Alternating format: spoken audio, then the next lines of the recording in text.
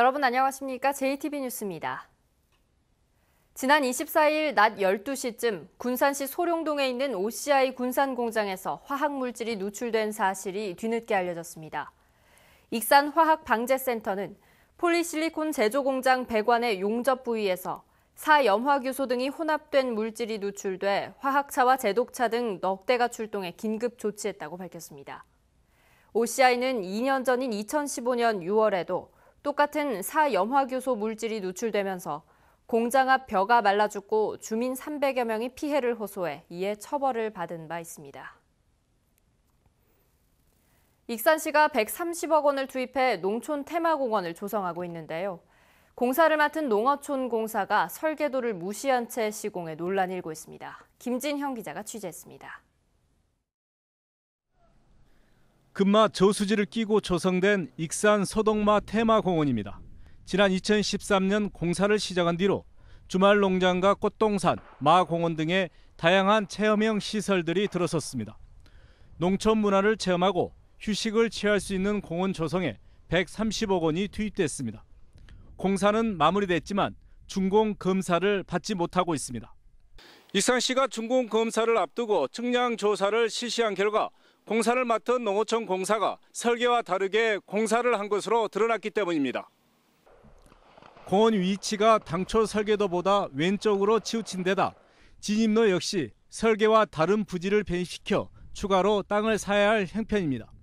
도로 쪽에서 조금 차이 하다 보면 조금씩은 차이 나는 수가 있죠. 그러니까 내부라든가 좀씩은 전면이 좀씩 차이는 나는데 큰 이동이 안 되고.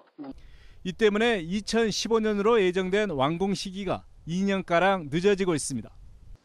익산시는 사정이 이런데도 공사를 잘못한 농어촌 공사에 책임을 묻기는커녕 오히려 예산을 들여 잘못된 공사에 맞춰 설계도와 조성 계획을 바꾸는 절차를 밟고 있습니다. 이런 문제를 해결하다 보니까 이제 이 조성계획 변경하고 아까 땅 사는 문제 고민하고 그 조성계획 변경하려면 돈이 좀 많이 들어가야 또 용역하려면요. 막대한 예산이 투입된 소동마 농촌 테마공원 공사가 익산시의 부실한 관리 감독과 농어촌 공사의 엉터리 공사가 겹치면서 졸속으로 추진되고 있습니다. JTB 뉴스 김진영입니다. 세계 태권도 대회 개막 사흘째를 맞아 오늘도 남녀 체급별 경기가 진행됩니다. 무주 태권도원 T1 경기장에서는 여자 67kg급과 남자 68kg급 예선에 이어 여자 49kg급과 남자 74kg급의 결승이 진행될 예정입니다. 또 북한 태권도 선수단은 오늘 오후 5시 전북도청 대강당에서 우리 선수단과 함께 시범 공연을 개최합니다. 전주시가 중금속에 오염된 공공체육시설의 우레탄을 정부 지원을 받아 교체하기로 했습니다. 하지만 전주시가 요청한 것보다 지원이 적고 지원 대상에서 빠진 곳도 있어 교체 차질이 예상됩니다. 권대성 기자입니다. 전주 삼천변 공원의 체육시설, 우레탄으로 만든 바닥에서 납성분이 허용 기준치의 35배, 발암물질인 육가크롬은 7배 넘게 나왔습니다. 이처럼 중금속이 허용 기준치를 넘은 곳은 종합경기장 트랙 등 모두 10곳에 이릅니다.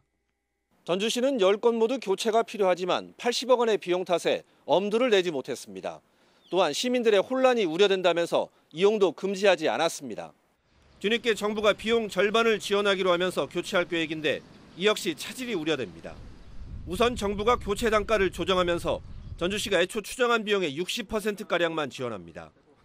교체 비용이 10억 원이 넘는 야외 인라인 스케이트장은 지원 대상에서 빠져 교체가 어렵게 됐습니다. 이번에 빠진 것은 내년에 국회 시청할 때 시청하라 그렇게 나왔어요. 이번에 금액이 많으니까 아마 그것을 계획시킬 것 같아요. 하지만 추가 지원은 없을 거라는 게 전라북도의 설명입니다. 예산이 조금 초과되는 시설에 대해서는 전부 지금 교체하는 걸로 해서 지금 이번에 사업비 확보한 거거든요. 건강을 해칠 수 있는 중금속에 오염된 공공체육시설에 안전성 확보 대책이 시급합니다. JTB 뉴스 권대성입니다.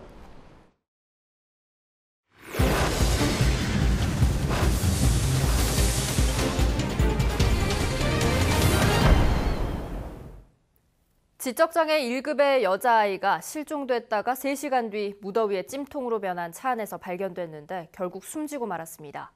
이 과정에서 경찰에 치밀하지 못했던 수색 과정이 도마에 올랐습니다. 오정현 기자가 취재했습니다. 실종 신고를 받고 도착한 경찰. 사라진 아이는 지적장애 1급 15살 이모 양이었습니다. 가족들과 동물원 나들이를 가기로 한 날 삼촌 차에 탄다는 게 우연히 문 열린 빈 차에 올라탄 겁니다. 이 양이 올라탔던 차는 아파트 현관으로부터 20m 정도 떨어진 이곳 주차장에 주차돼 있었습니다. 당시 그러니까 5월 27일에 한낮 기온이 25도 정도였는데 보시는 것처럼 가리는 것 하나 없이 뙤약볕을 그대로 받고 있는 차여서 당시 차의 내부 온도는 무려 50도를 웃돌았을 것으로 추정됩니다. 경찰은 이 양을 발견하지 못했습니다.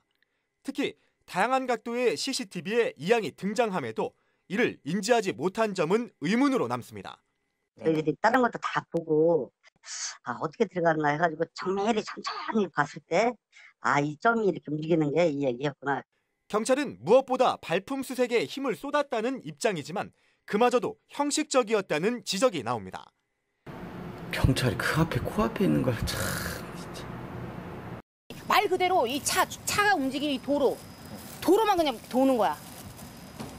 생각을 해봐. 아이를 잊어먹었는데 아이가 뭐 이 도로에서 움직이나? 장애를 앓고 있다고 내가 얘기까지 했는데. 실종 아동이 정신연령 3세 수준임을 경찰이 충분히 고려하지 않았다는 지적입니다. 지적장애 아동이었잖아요. 따로 매뉴얼이 마련된 건 없습니까? 얘는 뭐 같은 맥락이죠. 실종 아동이라는 게 실종이 뭐 지적장애로 들어가고 뭐 어린이도 있고 어른들 치매 노인도 있고 여러 가지. 경찰이 실종 초기 치밀하지 못하게 대처하며 아이와 가족에게 닥친 이번 비극은 경찰에게도 어느 정도 책임이 있다는 비판이 제기되고 있습니다. JTB 뉴스 오정현입니다. 전주교도소에 수감 중이던 50대 남성이 자살을 기도해 중태에 빠졌습니다. 전주교도소는 지난 24일 낮 12시쯤 강간치상 혐의로 수감 중이던 박모 씨가 목을 맨 채 발견돼 병원에서 치료를 받고 있다고 밝혔습니다. 지난해 3월에도 전주교도소에서 사기죄로 복역 중이던 40대 재소자가 스스로 목숨을 끊는 등 재소자 관리에 문제가 있다는 지적이 나오고 있습니다. 대출 사기 대상자를 데려오지 않았다는 이유로 지난 22일 부안에서 친구를 살해하고 도주한 20대 남성이 경찰에 자수했습니다. 20살 조모군은 함께 폭행에 가담한 3명이 경찰에 붙잡히고 경찰이 자신의 주거지를 수색해 수사망을 좁혀오자 오늘 새벽 5시 반쯤 군산경찰서에 자수했습니다. 경찰은 조군 등 4명에 대해 살해 혐의로 구속영장을 신청했습니다. 중장기적으로 약사 인력이 크게 부족할 것이라는 정부 보고서가 나왔습니다.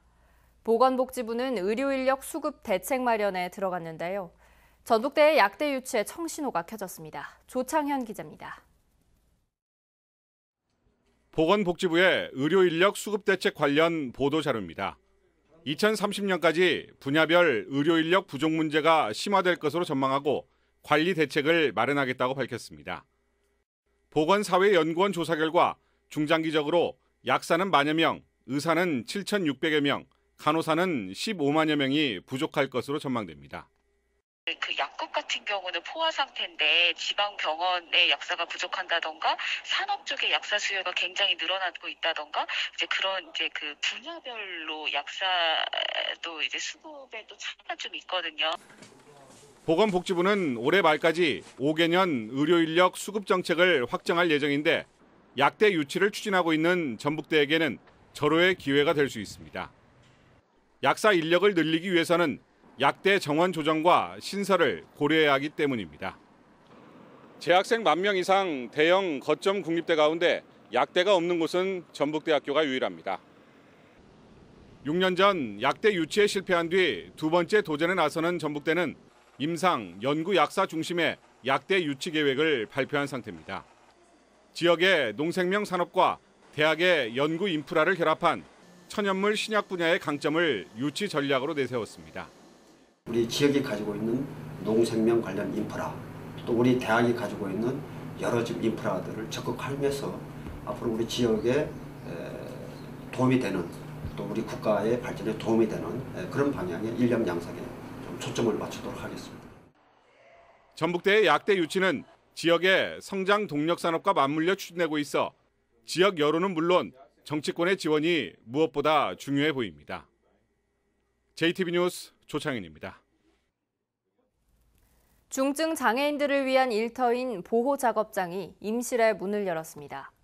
진안군이 대만과 중국의 홍삼 제품을 수출하기 위해 본격적으로 나섰습니다. 주혜인 기자입니다. 대형 세탁 장비들이 줄지어 서 있습니다. 중증 장애인들이 사회복지시설과 숙박업소 등을 대상으로 세탁 사업을 펼칠 공간입니다. 장애인들을 위한 일터인 임실군 보호작업장이 준공식을 갖고 본격적인 운영에 들어갔습니다. 수탁기관인 크리스찬 복지재단이 오는 2020년 5월까지 작업장을 운영할 예정입니다. 최중증 장애인들을 대상으로 일을 할 수 있는 희망 일터로서 우리 장애인분들에게 일을 제공할 수 있도록 그렇게 열심히 노력하겠습니다. 진안홍삼연구소가 대만 무역 전문 기업인 경천무역과 협약을 맺고 진안 홍삼 제품을 대만과 중국에 수출하는데 서로 돕기로 했습니다. 연구소 측은 이번 협약을 계기로 진안 홍삼과 홍삼 화장품 등 다양한 제품이 대만과 중국 수출길에 오를 것으로 기대하고 있습니다.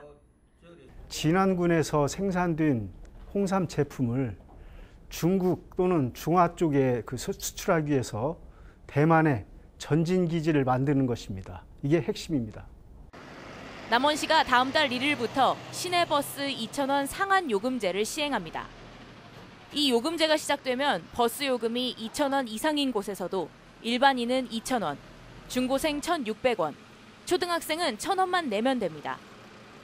정읍시 의회 안길만 의원이 헌법 전문의 동학농민혁명 정신을 포함할 것을 제안했습니다. 안 의원은 3.1운동과 4.19 혁명, 5.18 민주화운동, 그리고 촛불 시민혁명의 모태로 오늘날 평등사상과 자유민주화의 지평을 연 동학농민혁명의 정신을 개헌시 헌법 전문에 포함해야 한다고 주장했습니다. JTB 뉴스 주혜인입니다. 전북은 오늘 대체로 흐린 가운데 내일 새벽까지 20에서 60mm의 비가 내리겠습니다. 비가 오면서 더위는 주춤해 낮 최고 기온은 25도에서 28도 분포를 보이겠습니다. 미세먼지 농도는 보통이지만 오존 농도는 나쁨 수준이 예상됩니다. 내일 오후에도 일부 지역에는 한때 소나기가 내리겠습니다. 전주기상지청은 금요일부터 일요일까지 비 소식이 있지만 낮 기온은 크게 떨어지지 않을 것으로 내다봤습니다.